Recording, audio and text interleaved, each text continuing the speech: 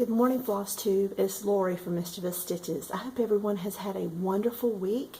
I'm here with you this morning, and I'm going to show you the Hoodoo Voodoo frame piece that I took. I framed myself this week using the micro stitch and stitcher's tape, foam core board, and some paper for backing. And this is it. As I'm looking at it now, I can see I've got it a little off, but I can fix that. This took less than 30 minutes. Never done it before. Less than 30 minutes and less than $50 for the supplies. Not counting the frame, but less than $50. Maybe even counting the frame. The frame was $10, but I will definitely be doing this again. Here's my back. Took the micro stitch. First I cut the foam core board to the shape that I needed using a pencil with the frame on top of the foam core board to mark where I needed to cut. I did shave a little more, less than 1/4 of an inch around all sides after getting the initial size. Cut my framed piece down so that it only had a 2-inch border, and I used the stitcher's tape as the directions stated on the edges of the foam core board. Used my piece. Now I will say I did use the micro stitch, but I only used it on the corners because I was so excited and moving so fast. I should have been taking a little more time.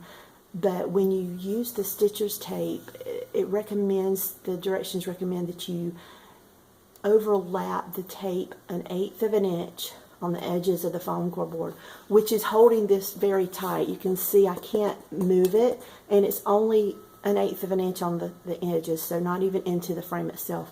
I think with a larger piece, the micro stitch would very much be necessary for the framing of a larger piece, maybe something with beads, because over time, you know, the weight of the beads or just the fabric on a large piece itself, it's going to pull that fabric down. But something this small, it wasn't necessary. But I can tell you right now, I'm going to pull this out later and fix, because I've got it a little off. But anyway, very happy with how this turned out, how quickly I was able to frame, how economical it was. My last framing efforts with, I don't even remember what it was. I showed it a couple videos ago. After framing that, I was willing to pay my framer pretty much anything she asked for payment. When I got done pressing those pins into the foam core board, my fingers, my thumbs were very sore. At one point, you know, you want to pull it and you want to adjust the fabric, but about halfway through, if that far, I was over that. I was using whatever I could to press those pins in, and anyway, this was much easier. I'm very happy with how it turned out. So just know that those options are out there, and I'm thankful to the Crafty Curator for showing those items and that I purchased to use. Also, I'm going to show you my update on Vintage Lady in the Hat. I have not stitched in the past couple of days. Just been very busy. Had some extracurricular activities other than cross stitch going on. It's opening season for our local minor league baseball team, the Augusta Green Jackets. So I was there for opening night, and after that long night yesterday when I got home, I was so tired I just hit the bed and didn't look back. But all I have left on this page is this here, which I'm sure I will finish this weekend. And then I have 3 other partial pages that is going to finish up her clothing in the back of the brim of the hat. I'm every day worth of stitching on her has been so much. It's been worth it. As she develops, I love her more and more. But isn't that the way it is with our stitch pieces? I also, on Instagram, we are so good at enabling each other, aren't we? So I saw where someone was tagging a company called, not a company, but an individual with an online store called Me and My Stitches. And what this lady does is she paper pieces quilt squares, small, extremely small, and puts them in pendants and earrings, and I needed one. I had to have it. So I ordered one for me. I wanted to show you, those of you that follow me on Instagram have already seen it, but I'm going to show you the back first because I want you to see, if you're not familiar with paper piecing, how she's taken, now this is how small this is. It's maybe 1.5 inches wide, but how she has machine sewn the fabric pieces onto a piece of paper. And this is a log cabin quilt, and here is the front. Can you see me wearing that this summer, and the different shirts? It would go with so many different things, and it's beautiful.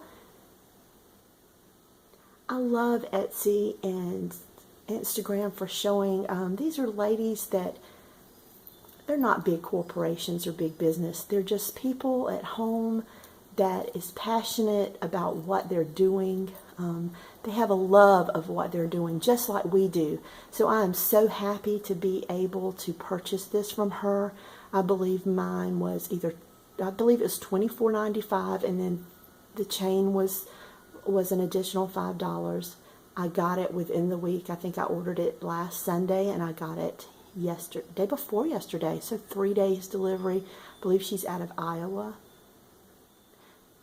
Or maybe it's Idaho. Anyway, just wanted to show you that.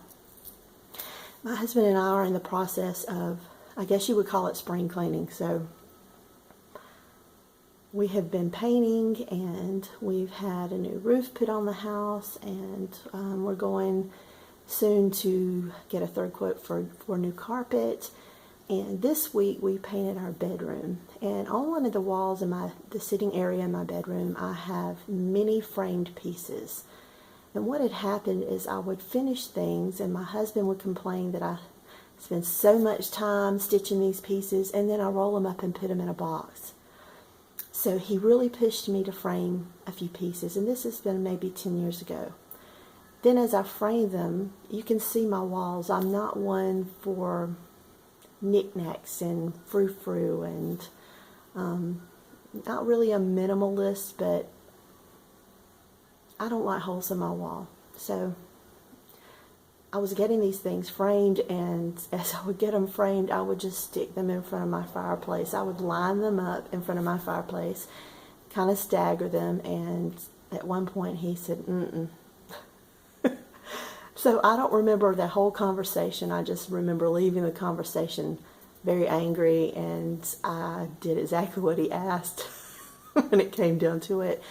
But I took all my pictures, laid them on the floor, got them in an order that was appealing to me, and had them on that wall before he came home that evening. And it's like 10 or 12 frames. So because we painted our room yesterday,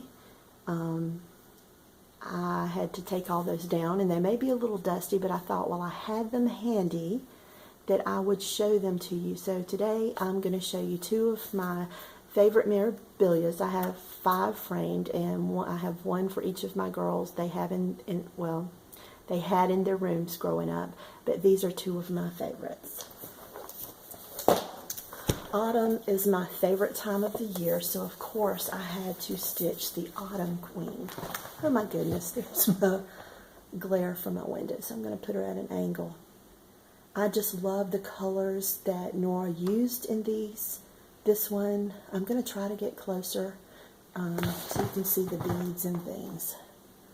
But look at her headdress, all the bead work. She's just gorgeous. It does have whisper thread in her, I don't know whether you call it a mantle, or maybe it's her cape. Maybe she's a superhero. But she is just a gorgeous lady. There you go. That's a little better. And the other one is actually my favorite Nora. I cannot remember her name. I want to say it's not Rose Arbor, I don't think, because Rose Arbor is the yellow. I don't remember, but oh, sorry. Oh my goodness, she's sliding. Let me put her away safely. Okay.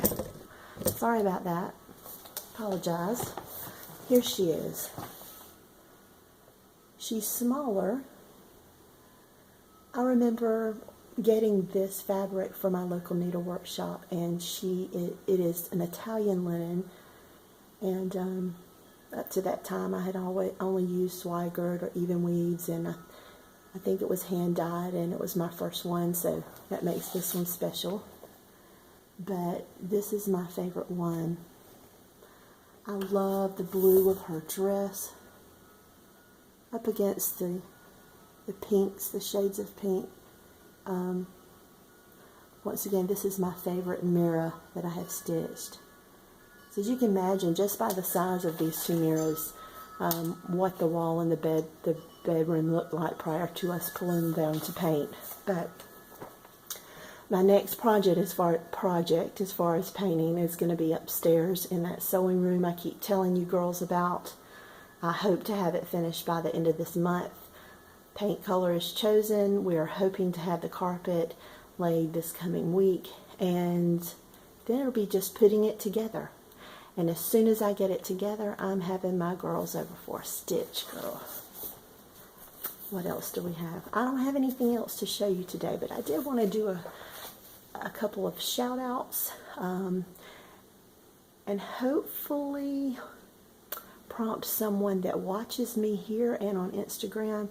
Miss Stitcher, girl, you need a floss tube. I need to see your face and see what you're stitching. Come on, you can do it. This week I've seen a new to us stitcher. His name is Robert. He has a floss tube. It just goes by his name.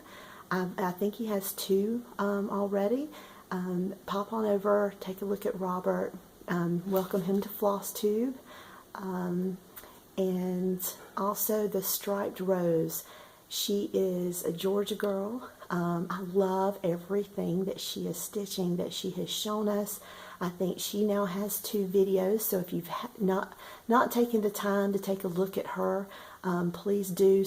Kathy Barrick, she's got Kathy Barrick there, Carriage House. Just take a look. If you're a sampler stitcher, you're really going to love her Flosstube video. Have a great weekend, everyone. Enjoy this beautiful spring weather, and happy Easter. Bye-bye.